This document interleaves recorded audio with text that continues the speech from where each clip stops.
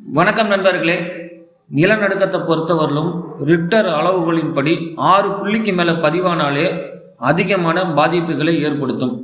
ஆனால் வெனிசுலா நாட்டில் ஜூன் 24ஆம் தேதி மாலையில் 6.4 மணி அளவில் பார்த்தீங்கன்னா 7.2, அடுத்த ஒரு 39 வினாடியிலேயே 7.5 ரிக்டர் அளவுகள் பதிவாகியிருக்குங்க நிலநடுக்கம். அந்த நாட்டை பொறுத்தவரையிலும் கடந்த ஒரு 100 வருஷத்திலேயே இல்லாத அளவுக்கு மிகப்பெரிய பேரழிவை ஏற்படுத்தியிருக்குங்க இந்த நிலநடுக்கம். உண்மையிலே அந்த டிவியில் அந்த நியூஸை பார்க்கும்போது ஒரு படபடப்பான ஒரு விஷயம் மாதிரி தாங்க இருக்குது. ஏன்னா எவ்வளோ மக்கள் உயிரிழந்திருக்காங்க. அதாவது இப்போ அவர்களும் அதிகாரப்பூர்வமாக 235 பேர் உயிரிழந்திருக்கிறதா சொல்லியிருக்காங்க. 4000 பேருக்கு மேலே படுகாயம் அடைஞ்சிருக்காங்க. 10,000 பேருக்கு மேலே காணவில்லை. சில செய்திகள் என்ன சொல்கிறாங்கன்னா பலியன்னிக்க 1 லட்சம் வரலும் கூட போகும் அப்படிங்கிற மாதிரி சூழ்நிலை சொல்லியிருக்காங்க. ஏன்னா அவ்வளோ பாதிப்புகள் ஏற்பட்டிருக்கு, அவ்வளோ கட்டடங்கள் இடிஞ்சு விழுந்திருக்குங்க. ஏன்னா இந்த பாதிப்பு ஒரே நேரத்தில் 2 நிலநடுக்கம் ஏற்பட்டு அங்கே இருக்கிற நிறைய கட்டடங்கள், மிகப்பெரிய ஹோட்டலில் 12 மாடி கட்டடம்லாம் கூட ஒரே தூள்தொலை இடிஞ்சு மண்ணாக போயிருக்கு அப்படின்னு சொல்கிறாங்க. இதெல்லாம் உண்மையிலேயே மிகப்பெரிய பேரழிவு தான் இந்த நாடு சந்திச்சிருக்குங்க. அங்கே இருக்கிற ஒரு மக்கள் சொல்கிறாங்க, ஒரு வீட்டில் நாங்கள் டிவி பார்த்துட்டு இருந்தோம், டாய் ஸ்டோரி. திடீர்னு கரண்ட் பாதியில் கட் ஆயிடுச்சு. டக்குன்னு பார்த்தா கொஞ்சம் நேரத்தில் வீடெல்லாம் குலுங்க ஆரம்பிச்சிருச்சு. நாங்கள் ஒரு நிமிஷம் உலகமே அவ்வளோதான் அழிஞ்சிருச்சு அப்படின்னு திங்க் பண்ணுற அளவுக்கு எங்களுக்கு அந்த பயத்தை உண்டாக்கிருச்சு அப்படின்னு சொல்லி அழுதுகிட்டே சொல்லியிருக்காங்க. இன்னொரு குடும்பம் என்ன சொல்கிறாங்கன்னா, வீட்டுக்குள்ளே இருக்கும்போது நிலநடுக்கம் பயங்கரமாக அப்படியே கட்டடத்தை குலுக்கிற மாதிரி ஆடும்போது எங்கள் வீட்டினுடைய கதவுலாம் லாக் ஆயிடுச்சு அப்படின்னு சொல்கிறாங்க.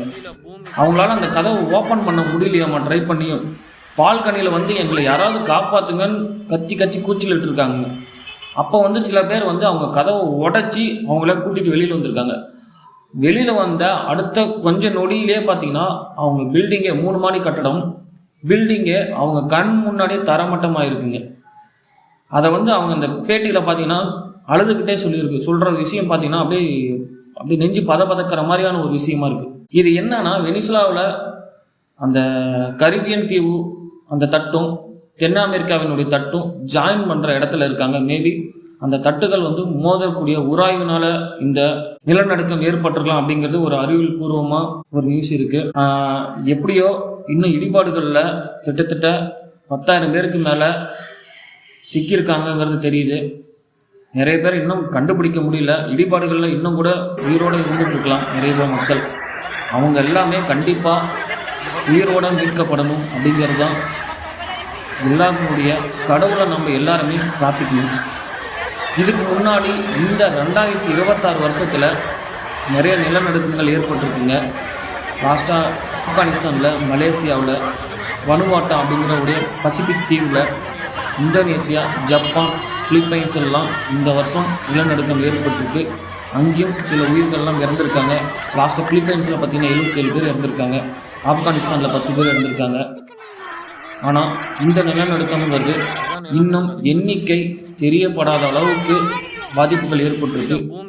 ஏன்னா மிக பெரிய கட்டடங்கள் இடிஞ்சு விழுந்திருக்கும்போது அந்த இடிபாடுகளிலிருந்து சிக்கியிருக்கவங்களை மீட்கிறதுங்கிறது ஒரு சாதாரண விஷயமும் கிடையாது. நிறைய நாடுகள் வெனிசுலா நாட்டிற்கு உதவ முன் வந்திருக்காங்க. இடிபாடுகளில் சிக்கியிருக்கவங்களை மீட்கிறதுக்கு மிக தீவிரமான முயற்சியில் ஏற்பட்டிருக்காங்க. அவங்க எல்லாருமே, உயிரோடு இருக்க எல்லாருமே கண்டிப்பாக மீட்கப்படணும்னு நான் கடவுளை வேண்டிக்கிறேன். நீங்கள் எல்லாருமே கண்டிப்பாக கடவுளை வேண்டிக்கங்க. இது போன்ற பாதிப்புகள் இதுக்கு மேலே ஏற்படாமல் இருக்கணும். நன்றி.